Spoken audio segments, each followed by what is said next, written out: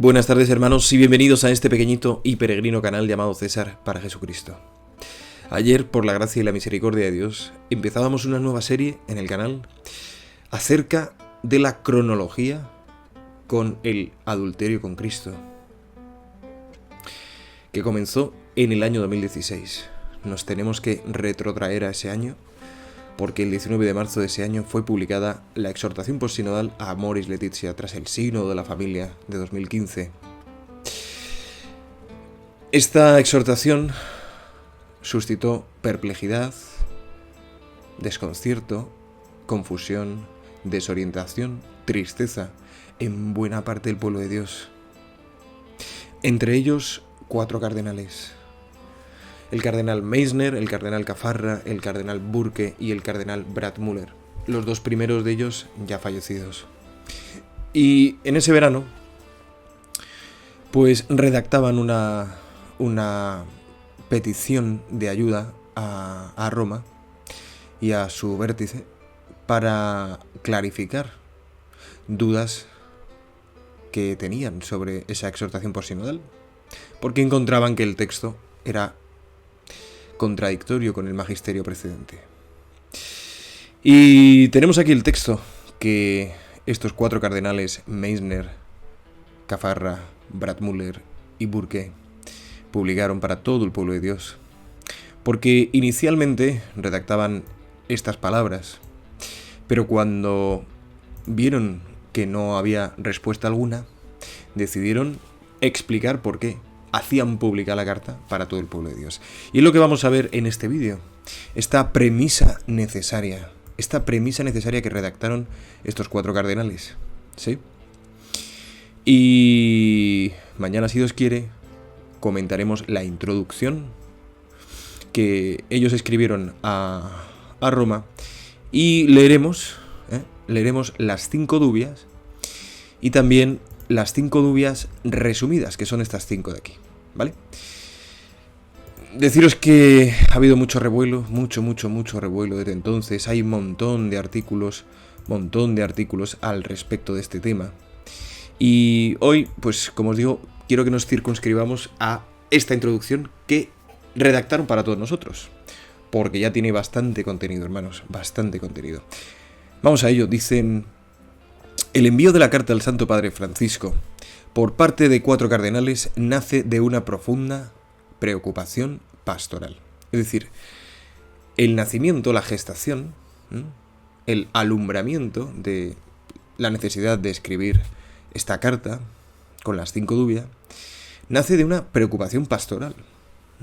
De ahí nace. Lo que pasa es que, como luego iremos viendo, ¿no?, en esta serie de vídeos, que por cierto voy a hacer un vídeo para cada dubia, analizando todos los textos que remiten, etcétera, Dios mediante, pues todo derivará desde una preocupación pastoral a una profunda conciencia de que se están dinamitando los mandamientos y los sacramentos. Es decir, realmente, si se aplica en la praxis, como ya sucede, que hemos visto en otros vídeos en tantas diócesis del mundo, los postulados de Amoris Laetitia, la Iglesia en su esencia, que entre otras cosas es sacramento de salvación, pues ve como su propia misión, su propia naturaleza, que es la esencia considerada como principio de operaciones, su propia naturaleza queda alterada. Pero nace de una preocupación pastoral. ¿Por qué? Dicen: hemos constatado un grave desconcierto en muchos fieles. Fijaos lo que dicen, es muy fuerte. Un grave desconcierto en muchos fieles han constatado. No un ligero desconcierto en algunos, sino grave desconcierto en muchos fieles. Y una gran confusión respecto a cuestiones muy importantes para la vida de la Iglesia. Han constatado eso. Daos cuenta, ¿no? Daos cuenta lo que están diciendo, lo que están firmando. Hemos notado que también dentro del colegio episcopal, es decir, del conjunto de todos los obispos del mundo, los 5.400 que hay, Se dan interpretaciones contradictorias del capítulo 8 de Amoris Laetitia. Es decir, se está cumpliendo lo que nuestra Santísima Madre profetizó en Akita, a Sor Agnes Sasagawa. Veréis obispos contra obispos, cardenales contra cardenales. En el año 73. Claro, no sé qué es más grave, ¿no? No sé qué es más grave. Si el desconcierto y la confusión en gran parte del pueblo de Dios, o la discordia en el colegio episcopal. No sé qué es más grave. Se retroalimentan lo uno y lo otro, ¿verdad? Continúan. La gran tradición de la Iglesia nos enseña que el camino de salida para situaciones como esta es recurrir al Santo Padre. Y así es. Fijaos cómo Santo Tomás de Aquino, todos estos artículos, aquí tenéis a los 4, todos estos artículos os los dejo en la descripción del vídeo, ¿vale? Aquí tenéis lo que respecta a la suma teológica en relación a la corrección fraterna, incluso a un prelado. Y aquí incluso también lo que enseña Santo Tomás en la suma teológica con respecto a la obediencia. Os dejo ambos artículos en la descripción del vídeo para quien los quiera leer y profundizar en este tema apasionante, porque a medida que avanzamos, pues vamos conociendo más nuestra fe. Bendito sea Dios. La gran tradición de la Iglesia nos enseña que el camino de salida para situaciones como esta es recurrir al Santo Padre, cuando hay gran confusión y cuando hay discordia, pidiendo a la sede apostólica que resuelva esas dudas que son causa de desconcierto y confusión, ¿vale? ¿Por qué? Porque el Papa esencialmente tiene 3 funciones, esencialmente. Emitir magisterio, gobernar la Iglesia y propiciar la unión de los cristianos. Y para hacer ello, también os dejo este artículo de descripción y por cierto, este también, porque al final hay bastantes artículos, enlaces a bastantes artículos muy interesantes, muy interesantes. Os dejo todo. La misión de Pedro es exactamente esa. Y están diciéndole que están procediendo tal y como enseña la historia de la tradición viva de la Iglesia. Por eso dicen, el nuestro es, pues, un acto de justicia y de caridad. Aquí esto es muy importante. Esto es muy importante. Y daos cuenta que esto lo están escribiendo para todo el pueblo de Dios. Una vez que él ya no les ha contestado, como ahora veremos, y deben justificar porque hacen pública la carta que le habían enviado previamente de forma privada, el 16 de septiembre del año 16. Dicen, de justicia. Con nuestra iniciativa profesamos que el ministerio petrino es ministerio de unidad y que a Pedro, al Papa, le compete el servicio de confirmar en la fe. Como veíamos antes, es una de las tareas ineludibles del sucesor de San Pedro. Es un acto de justicia por esta razón, porque saben que el Papa lo que debe hacer es propiciar la unidad y erradicar esa discordia en los obispos y clarificar ese desconcierto en los fieles. Eso es confirmar en la fe. Y eso es propiciar el ministerio de la unidad, propiciar la unidad. Porque, como veíamos también ayer, y nos enseña el Catecismo en el número 795, la Iglesia es una con Cristo. Por eso Jesucristo rezaba al Padre en la última noche, en Juan 17, que sean uno, Padre, que sean uno, como tú y yo somos uno. Pero también es un acto de caridad. También es un acto de caridad. Es decir, es una llamada a la conversión, es una llamada a la corrección. Porque dicen, queremos ayudar al Papa a prevenir divisiones, más de las que ya había en aquel entonces, y contraposiciones en la Iglesia. Queremos ayudar al Papa en esa tarea de unidad, en esa tarea de confirmar. Dicen, pidiéndole que disipe toda ambigüedad. Que disipe toda ambigüedad. Continúan diciendo, también hemos cumplido con un deber preciso, un deber que les compete a ellos. Según el Código de Derecho Canónico 349, en el canon 349, según el Código de Derecho Canónico, está confiada a los cardenales también considerados en forma individual, la tarea de ayudar al Papa en el cuidado de la Iglesia Universal. Ellos es que tienen esa encomienda, tienen esa misión de ayudar al Papa en la unidad y en el confirmar en la fe. Tienen esa misión. Como nos recoge el canon 349, que no lo tengo aquí, pero lo encontramos en un instante. Código Derecho Canónico. Lo encontramos en un instante. Era el... ¿qué? 349. Pues vamos a ver. 349. Aquí lo tenemos. Que habla de los cardenales. Dicen, los cardenales de la Santa Iglesia Romana constituyen un colegio peculiar al que compete proveer a la elección del romano pontífice según la norma de derecho peculiar. Asimismo, supongo que está aquí, los cardenales asisten al romano pontífice tanto colegialmente, asisten tanto colegialmente cuando son convocados para tratar juntos cuestiones de más importancia, como personalmente también, mediante los distintos oficios que desempeñan, ayudando al Papa sobre todo en su gobierno cotidiano de la Iglesia Universal. Bien. El Santo Padre ha decidido no responder. Santo Padre. Hemos interpretado esta decisión soberana suya como una invitación. Así la han interpretado, pero tampoco saben qué es esto que van a decir, ¿no? Bueno, queremos entender de buena fe, ¿no? Que es una invitación a continuar la reflexión y la discusión serena y respetuosamente. Ese silencio, ¿no? Pues es una invitación para ello, para continuar la reflexión, el discernimiento, respetuosamente.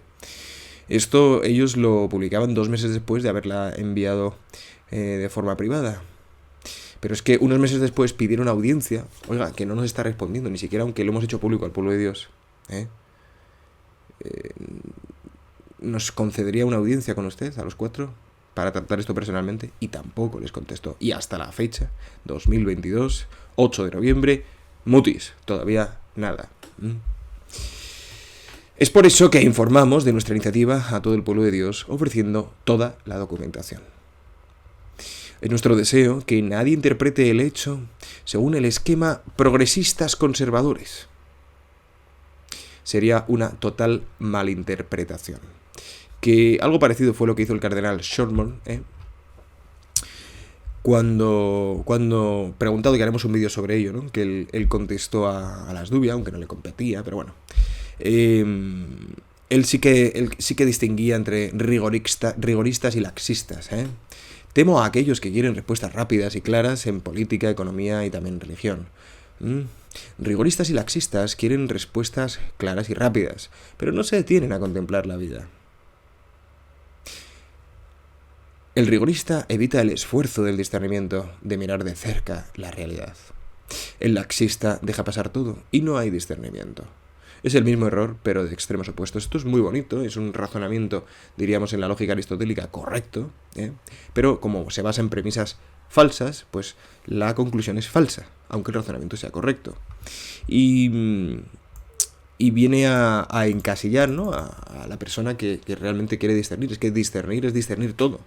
No solamente las almas que tenemos delante, también el magisterio precedente. Y la razón por la cual la Iglesia enseña lo que enseña. Que, por cierto, la Iglesia es, entre otras muchas cosas,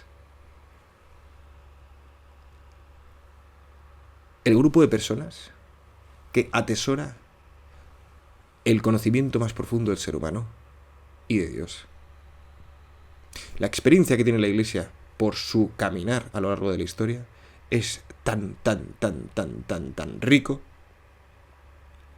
que nadie mejor que ella sabe lo que conviene al hombre para su felicidad, para su salvación y para su capacidad de glorificar a Dios. Que todo ello es lo mismo. Bien, pues ellos piden que se saque del esquema progresistas conservadores, ¿no? O laxistas rigoristas, que les atacaron después, ¿sabéis? Estamos profundamente preocupados por el verdadero bien de las almas, por el verdadero bien de las almas. Suprema ley de la Iglesia, claro, la salud de las almas, la salus animarum. y no por hacer progresar en la Iglesia cualquier forma de política. Dejan clarísimo, ¿no?, que esta intervención, que esta acción suya, pues únicamente está movida por la salud de las almas, ¿eh? Y no por nada que tenga que ver con la política. Es nuestro deseo que nadie nos juzgue injustamente. Fijaos, que podrían haber omitido, pero no, lo han puesto. Maravilloso. Porque quieren ser juzgados justamente, como desearía serlo todo ser humano. No. Es nuestro deseo que nadie nos juzgue injustamente, como adversarios del Santo Padre y como personas sin misericordia. Lo que hemos hecho y estamos haciendo nace del profundo afecto colegial que nos une al Papa y de la apasionada preocupación por el bien de los fieles. Cardenal Wilbert Müller, Cardenal Raimund Burke, Cardenal Carlo Cafarra, Cardenal Joachim Meissner. Bueno, pues hasta aquí el vídeo, hermanos. Esto ha de servirnos de aperitivo, de primer acercamiento, ¿no? Esta premisa necesaria para en los días sucesivos, Dios mediante, irnos adentrando en todo este embrollo, toda esta maraña, toda esta historia verdaderamente dolorosa para aquellos que aman a Dios y a su Iglesia. Verdaderamente tremenda, hermanos. Realmente es así, porque han pasado 6 años y siguen siendo ignorados. Y sigue aplicándose la permisión de la comunión en pecado mortal, público y manifiesto. Desde Roma hasta Japón, en Bélgica, en Austria, en Sicilia, en Argentina y en tantas diócesis del mundo. ¿Nos importa realmente? ¿Qué podemos hacer? Pues cada cual que se responda. Pero como mínimo, tenemos el deber todos de estudiar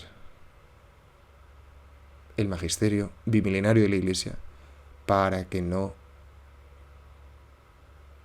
nos puedan engañar, mentir, manipular. Qué frase tan tremenda de Mark Twain, ¿verdad? Es más fácil engañar a alguien que convencerle de que ha sido engañado. Porque aunque nuestra ignorancia es inmensa, más que nuestra ignorancia, por eso es fácil engañar a alguien, más difícil es convencerle de que ha sido engañado porque nuestra soberbia es mucho mayor que nuestra ignorancia, que ella es mucha. Pues sí, una gran parte del pueblo de Dios, una gran parte del clero, una gran parte del episcopado, puede que hayan sido engañados. Y hace falta mucha humildad para reconocerlo. Pero todavía hay tiempo. Miremos cómo se opone frontalmente esta exhortación de Moris Laetitia al magisterio precedente, leyendo Familiaris Consortio, leyendo, se llamaba Reconciliatio et Penitentia, leyendo también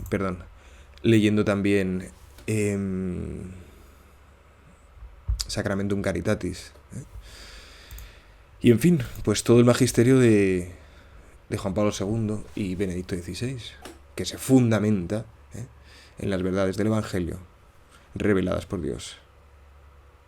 Lo iremos viendo poquito a poco, hermanos, poquito a poco, día a día, cada día su afán. Bendito sea Dios. Que Dios nos conceda a todos serle fiel. Porque creo que eso es lo que más complace a Dios Padre. Que Dios Padre pueda decir de nosotros: este es mi Hijo amado, en quien me complazco. ¿Por qué? Porque escuchan la palabra de Dios y la cumplen. Y así son familia de Jesucristo, hermanos, madres de Él. Que Dios nos lo conceda y que nosotros hagamos todo lo que esté en nuestra mano para propiciar ese gran don. La complacencia de Dios Padre en nosotros. La alegría más grande que puede tener un hijo, que su padre se complazca en él. Que Dios os bendiga, la Virgen os guarde en este día, San José os abastezca de todo lo que necesitáis para agradar al Señor. Santiago Apóstol os dé su valor y el cielo entero supla en vuestras almas lo que a este vídeo le falta. Amén.